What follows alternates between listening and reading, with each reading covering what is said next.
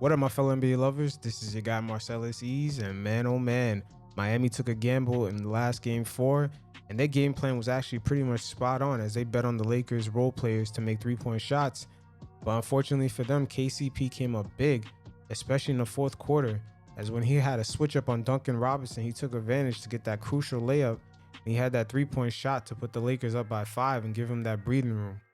Now, unfortunately for Miami, they got to be perfect because the Lakers right now, their game plan in the last game, they crowded up the lane and they were betting that Jimmy Butler couldn't shoot from 3. I believe the last game he didn't attempt a 1 3-point shot. Well, he actually did the open 3-point shot. The game before, in which he went off for the 40 points, he didn't attempt a 3-point shot. But they were just, in the last game 4, they were just betting that Jimmy would not take a 3-point attempt. So they crowded up the lane on the switches, and they made sure that, he just hugged around the 3-point lane, and they were hoping that he was going to take shots, in which he didn't even really attempt that many.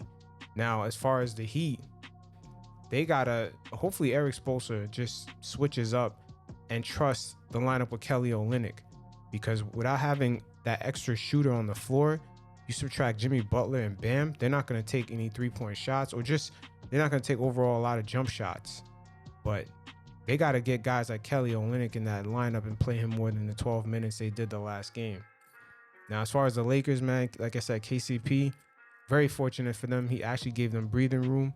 LeBron James had way too many turnovers in that first half. He had 4 fucking turnovers, which is unreal in the first quarter.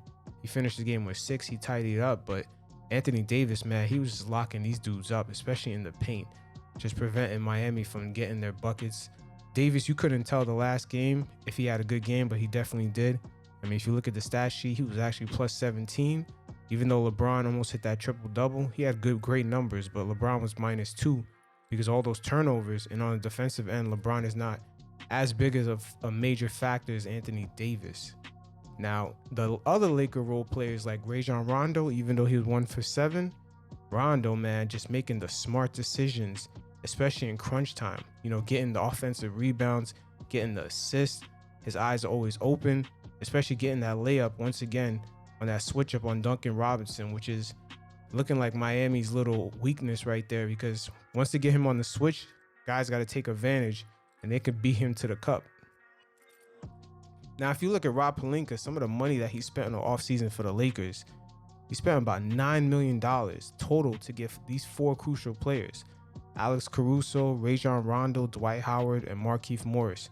All guys that are coming in and somehow, even if it's a little dent, they're adding to the major dent in this NBA Finals, which is a great spent when you look back at it with the Lakers in the offseason, especially when they didn't get Kawhi and they kind of asked out of premium shooters or just other players that they could have gotten in the offseason while they waited for Kawhi. Now, the reason why Miami pretty much played this matchup perfect until the very end is because they basically kept the Lakers off the board also. The Lakers just, which was kind of unreal based off the first 2 games, they just really didn't get that many second chance points and offensive rebounds.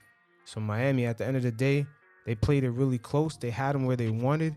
Jimmy Butler had that open 3-pointer, but unfortunately for them, it didn't work out. Like I said, KCP, he ended up being that guy that ended up killing them. But both teams defensively, this was like a scrappy game. I mean, it's like kind of like early 2000s basketball. You pretty much wasn't surprised that if the score was like, the final score was like 78-70, the way these guys were playing. But at the end of the day, Miami, hopefully they do make a little change to their starting lineups.